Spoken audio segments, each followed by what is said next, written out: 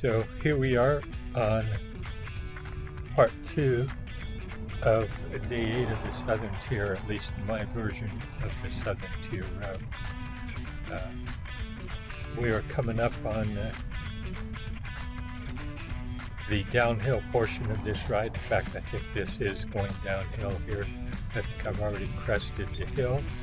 You can see the mountain range in the background, which is, well,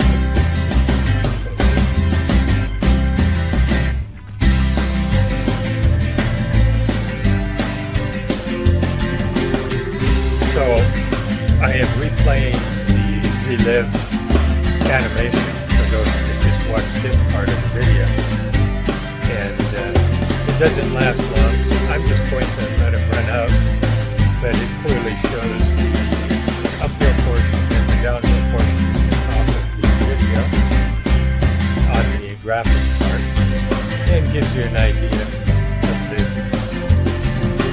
countryside that you're looking at from way up high.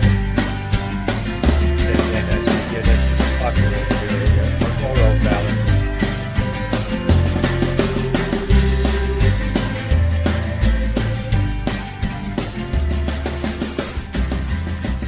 and I do appreciate Relive providing that information. So again, this part of the trip, now there's more hills off in the distance, both off to the right and in front of me. So you again have something to look at in the distance, but the huge amount of cactus that I had earlier is not prevalent now. I'm not sure the reason for that, other than I guess it's maybe there's a different term than the Sonora Desert here.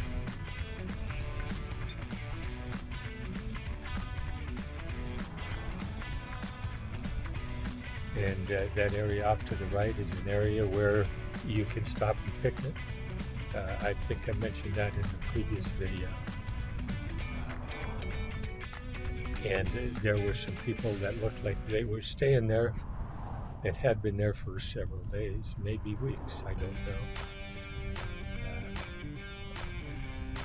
So shortly I will be coming up on where I met my wife at the junction, Oracle Junction, with Highway 79, I believe this is. And that is where it begins to have a much wider road. And here I have plenty of shoulder, so the shoulder's not an issue.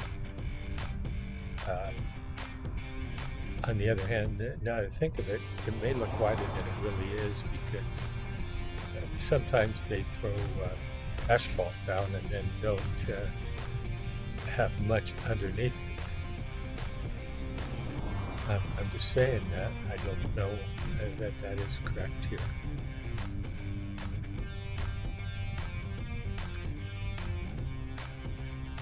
So as we come up to Oracle Junction, that begins the part where you start getting back into the population, and also the part where you can find food to eat if you want. Now, as it relates to those rest areas, you could also stop and camp overnight there. There's no rules that I'm aware of that prevent you from camping there.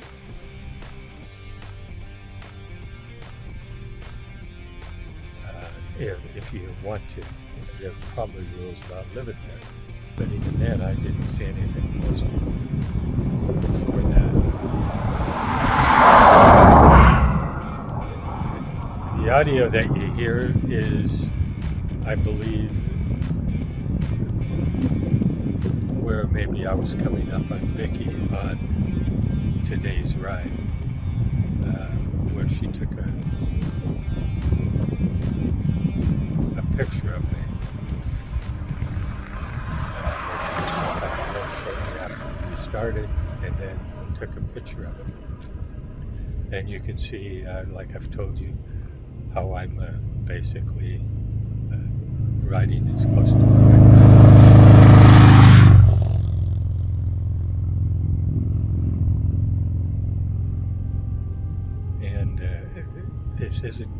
where I was thinking it was. I was really expected to be up with Vicky. So,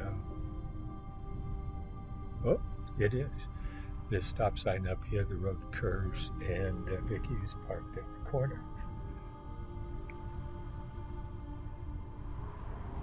I think all we were discussing was where we were going to go to and how far it was down to the area I was going to stop at. I'll be honest with you, I kind of miscalculated this. It was a little further than I thought. I thought this was going to be just a 30-mile day. It ended up being, I believe, 40 miles. And so here's my brief respite where we just stopped for a little bit.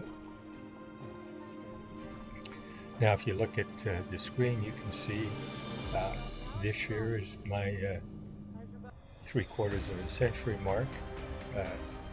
Several years ago, I got 6 stents placed in my heart artery and also received a pacemaker to control my heart, basically stopping it. My heart under a heavy workload would just pause, and the doctor said it wasn't stopping or not working. It would just take a brief pause and then go on.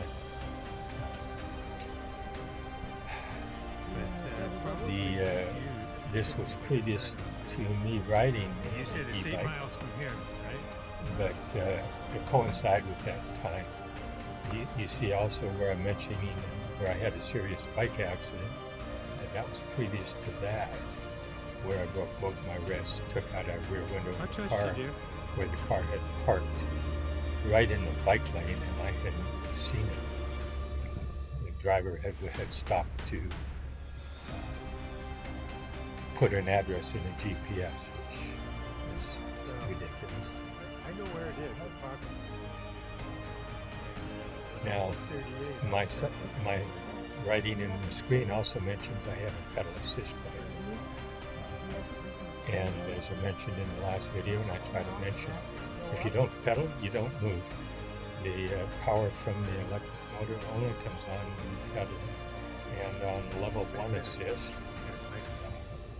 that is just a little better than guided drive. It kind of makes up for the weight of the electric bike, battery, and motor, and then provides a little more assistance. The bike I'm riding has tubeless tires.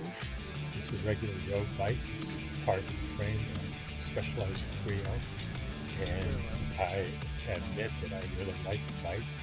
It handles as close to a regular bike as you can get when it's an electric bike. Specialized bikes weigh about 10 or 15 pounds or less than a lot of other comparable models. The other models are now competing with Specialized to get the weight down, because quite frankly the bike handles so much better. By that I mean like a regular bike, when you reduce the weight dramatically. What also happened was when you reduced the weight by 10-15 pounds, you could reduce the battery size and the motor size and make it more efficient. So this bike will take you 80 miles on level 1 assist, whereas my Giant with a much larger battery will take you 80 miles on their level 1 and 2 assist. So here we are on Oracle Road, again basically going downhill. A fairly good ride. The shoulder's a little rougher than I expected, but it's still good. There's no real problems. And I just wish they wouldn't have these wide things to make noise warning the vehicles when they go over the white line, because it just takes away from me riding closer over there. I actually prefer riding to the left, because as the cars go by, they spread all the crap in the road into the bike lane, and the further towards the curb you get, the more junk and everything is in the road, whereas the wind from the cars passing move it a little further away. Hence, I like being closer to the white line. You just get less flat tires. Now, because I have tubeless tires, I did not have any or New Mexico. Here's another video that they keep coming up on me on this same ride. So that's the noise you hear. I guess what I found out was turning it down. It's too late now. I've already kept it up high. So let's see where she comes up. There I go, very quickly we can go by. Now,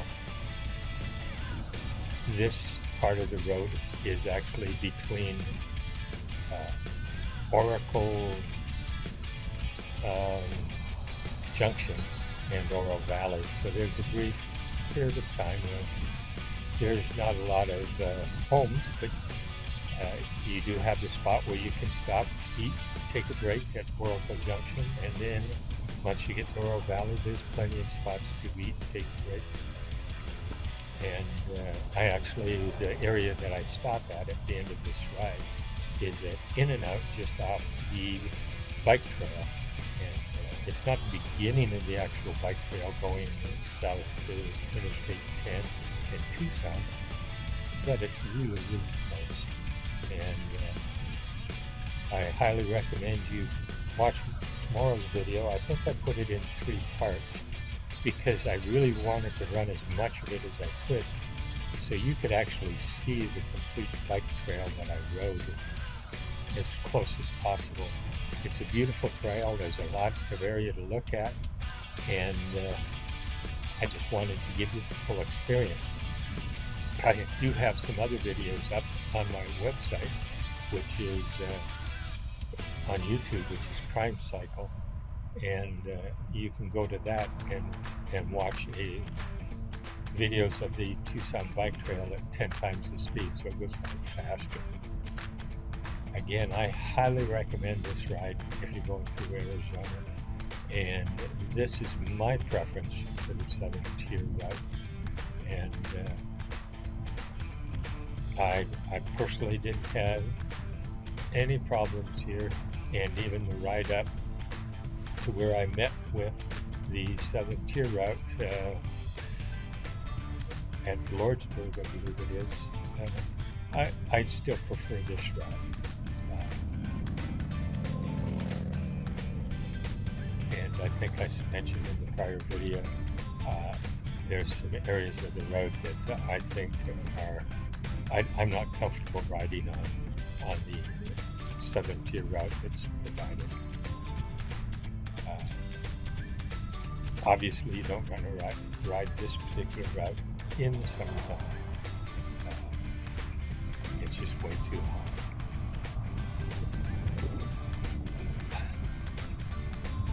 So there's not much to add.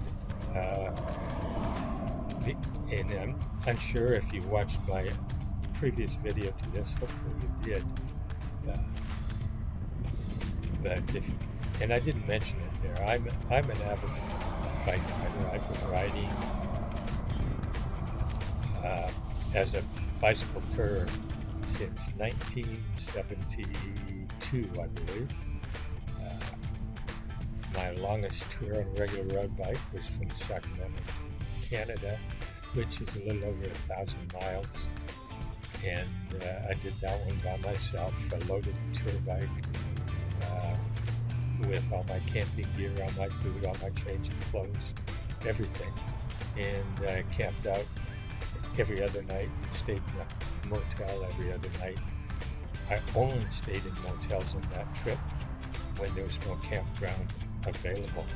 So I always opted out for a campground, even though between me and you, I disliked that.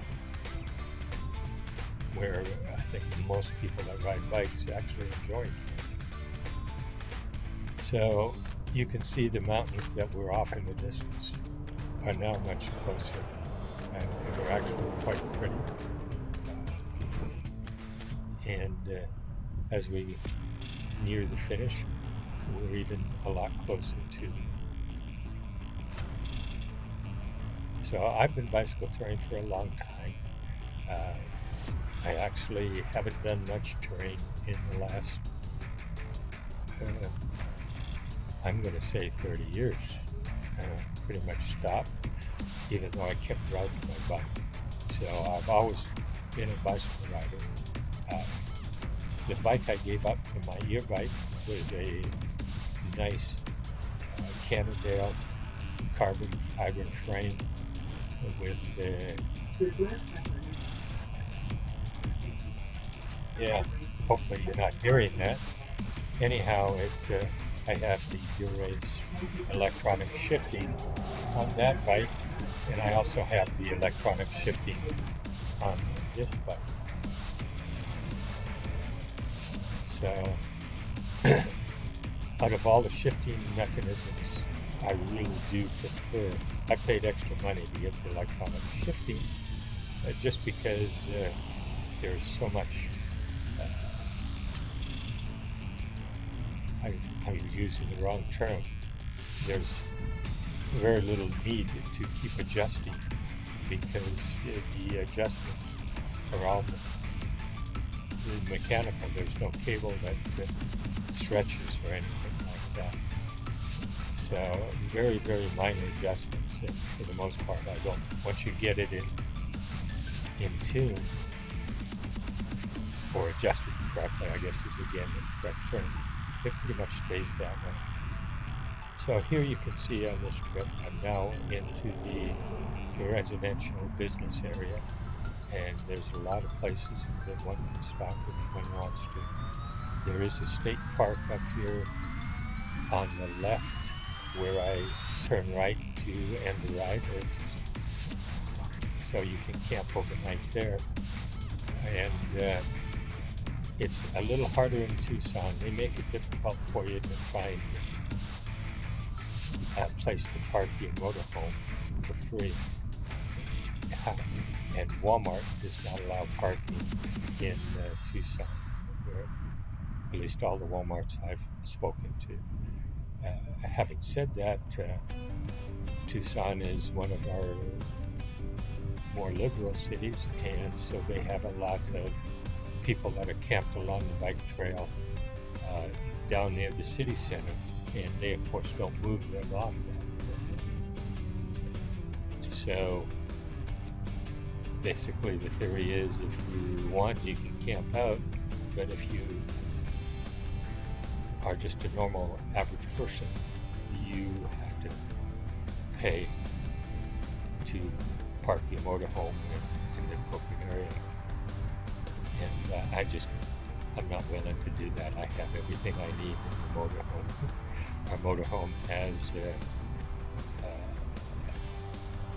solar panels on the roof, and I have a large amount of solar batteries, so that most of the power I need is connected right there. I have my built-in shower, my hot water heater, restroom, everything right there. So I have a tough time paying for services that I already have. And other than the fact that I do understand and appreciate people not wanting to camp overnight, I see nothing wrong with that as long as you move on. You're actually helping the businesses, because people are less likely to commit a lot of crimes around there if they've got motorhomes parked out in front. That's just me. I think as long as people are reasonable, there's nothing wrong with allowing overnight motorhome parking. So here we are. We've got probably half an hour left of the ride. No, that's not right. Maybe 15 minutes. And I think for the most part, I'm running this straight through just to give you an idea. It's a beautiful road. We've got 3 lanes of traffic in each direction, turn lanes, a wide variety of businesses, a good view to look at, and the road here is extremely clean. I wasn't running into any problems whatsoever, and because it's downhill, I'm moving at a much quicker pace than I normally would. So I know I'm around 20 plus miles an hour here.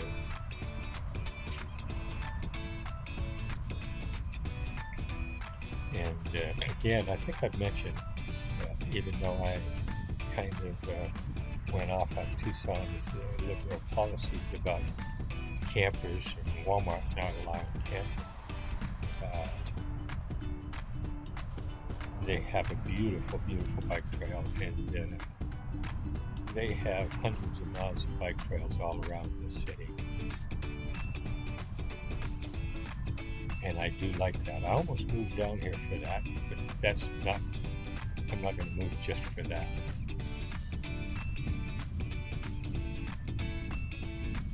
So I should mention that I'm using a 360-degree camera, the GoPro Max 360 or 360 Max, whatever they call it, mounted on my handlebars. You will not see the camera or the mount because the camera wipes that out by whatever it does.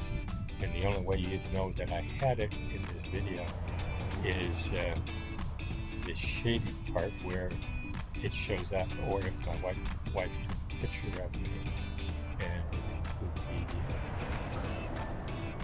the camera in that picture.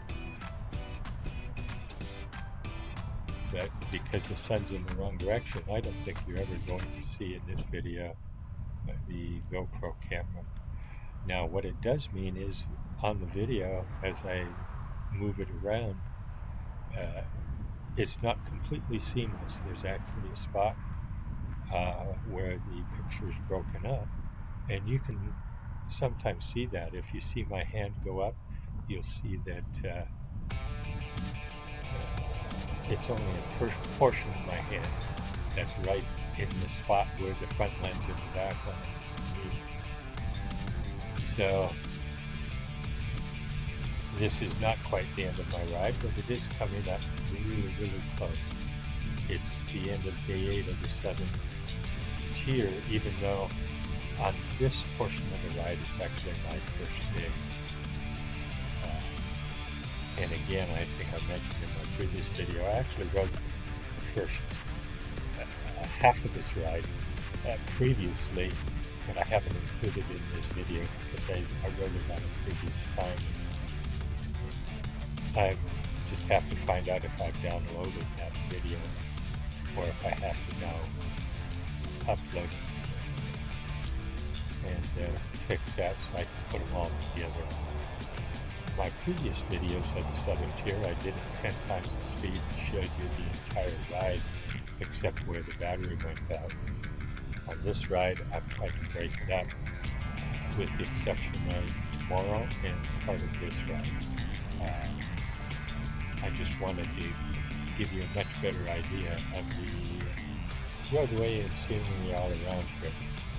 And it's really nice because I can rotate the camera and keep it at a regular 1080 format, but move it around so that it's you get to see everything. And I admit it would be really nice. I have downloaded a couple of 360 videos where you can turn it if you have the right player that's playing it, and the entire video can be played in 360. But I'll probably get rid of most of those because they use up way too much memory. And it just becomes difficult. So here's, again, we're near the end of the day. I was thinking it's 40 miles, so that's showing it's 37 miles. And Hello. the question is, if I have 1 or 2 miles left to go, I must have that. You can hear me, my wife is calling me, wondering where I'm at, I think. And she should be at the end out waiting for me.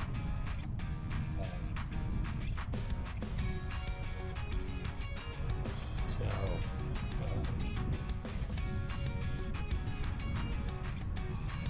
there is an actual Walmart, and we were going to, I think, of staying at this Walmart at one point. And again, they don't allow anybody staying in their parking lot. Obviously, I don't challenge anything like that. It's not worth it.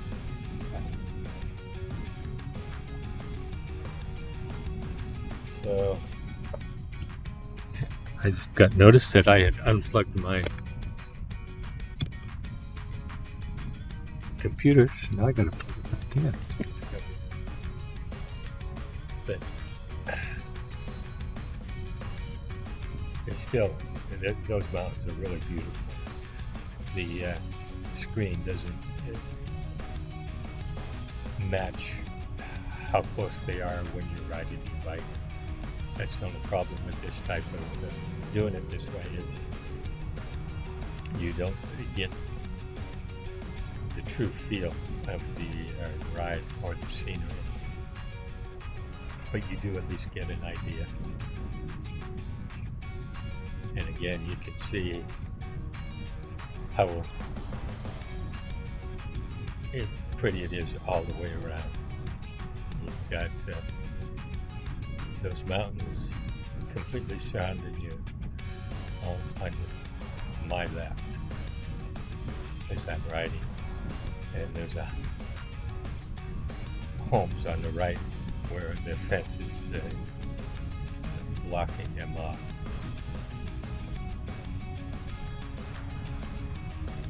So again, this is near the end of the ride.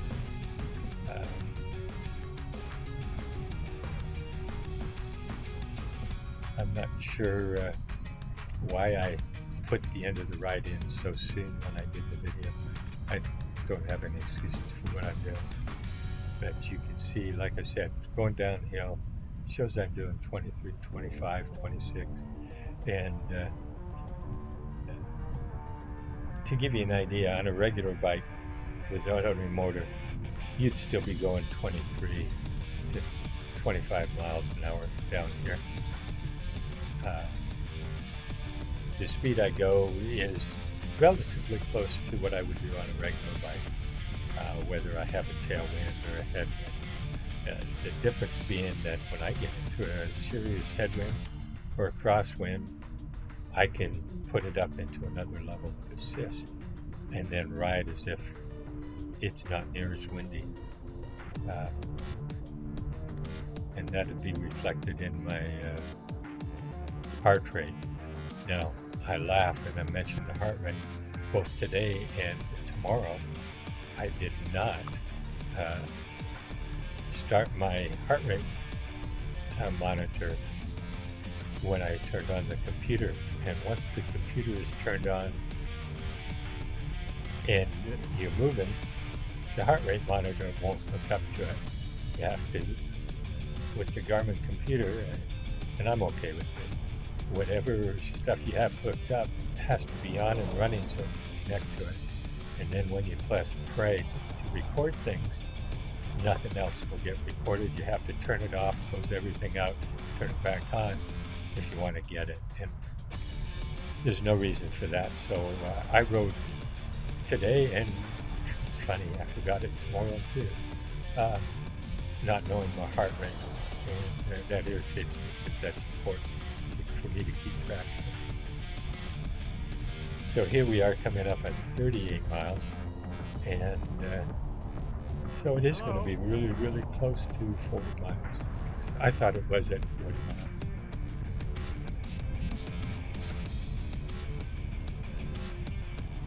Well, I see why I'm actually showing my watts, and so I'm putting in very little watt output right here.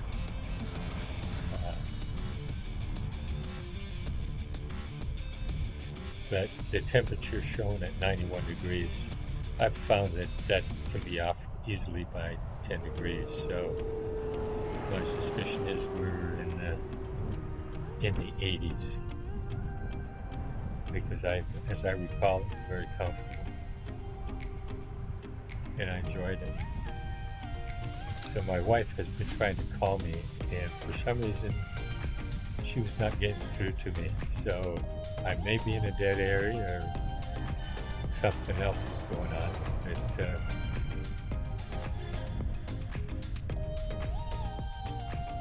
we are now officially really close. And I see now I'm at 39.5 miles. So I did turn it off. And this is my turn into the in and out in the area where I will start tomorrow's ride. If you've hung in for this entire time and watched both videos, thank you. Well, looks like that last statement is incorrect. It'll be at the next light.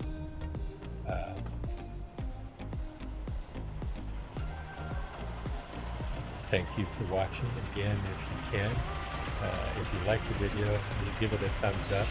If you didn't like the video, please don't make any a thumbs down. Just leave me a comment how you'd like to improve it. And if there are other things you would simply like to comment on, please be positive.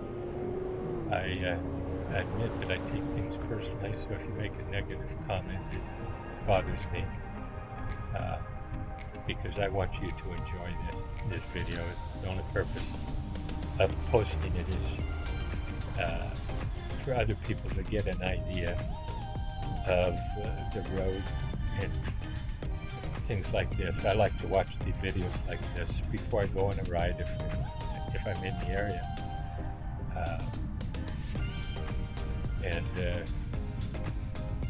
So feel free to leave a comment and help out with how you feel I can do this better.